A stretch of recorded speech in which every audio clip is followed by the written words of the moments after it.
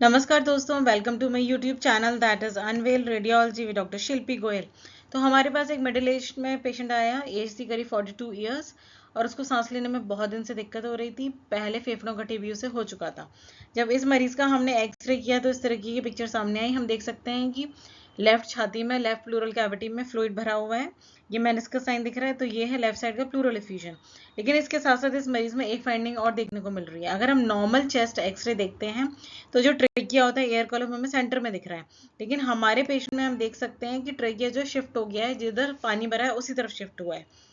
Normally क्या होता है दोस्तों, जब भी फेफड़ों में पानी भरा होता है तो वो प्रेशर डालता है, तो ट्रेकिया और जो मीडियस्टाइनम है वो अपोजिट साइड में शिफ्ट होते हैं। जैसे इसमें राइट फेफड़ों में पानी भरा हुआ है, तो जो ट्रेकिया और मीडियस्टाइनम है वो लेफ्ट साइड में शिफ्ट हुआ है।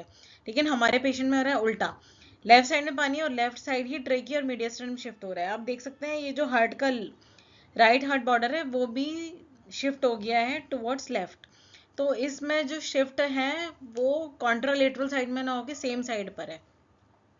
अब होता क्या है दोस्तों, जैसे मैंने बताया कि अगर पानी भरा है तो वो प्रेशर डालता है, अपोजिट साइड में शिफ्ट होता है। लेकिन अगर एक साइड का लंग कोलैप्स है, कोलैप्स का मतलब होता है कि लंग श्रंकन हो गया, पिचक गया है लंग, उसकी हवा निकल गई है। तो अगर लंग सिकुड़ गया है, श्रिंक हो गया है, कोलैप्स हो गया है, तो जो मीडियस्टाइनल शिफ्ट है वो सेम साइड में होता है। जैसे इस केस में ये नॉर्मल लंग है, इसमें मीडियस्टाइन है, बीच में हार्ट और ट्रेकिया। लेकिन इस केस में लेफ्ट लंग जो है वो कोलैप्स कर गया है। तो जो मीडियस्टाइनल शिफ्ट है वो इप्सिलेटर लेफ्ट साइड में ही है, जैसे कि हमारे पेशेंट में है। तो हमारे पेशेंट में हम देख सकते हैं मैसिव प्लूरल एफ्यूजन है, मेनिस्कस साइन दिख रहा है, होमोजेनस ओपेसिटी है, पूरा ओपेसिफिकेशन है लेफ्ट हेमिथोरेक्स का। उसके साथ साथ इप्सिलेटरल मीडियस्टाइनल शिफ्ट है।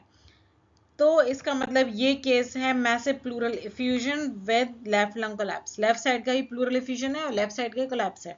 कोलैप्स की वजह से ट्रेकिया और मीडियस्टाइनम इप्सिलेटरल साइड में शिफ्ट हो गया, कॉन्ट्रालेटरल साइड में शिफ्ट नहीं हुआ है।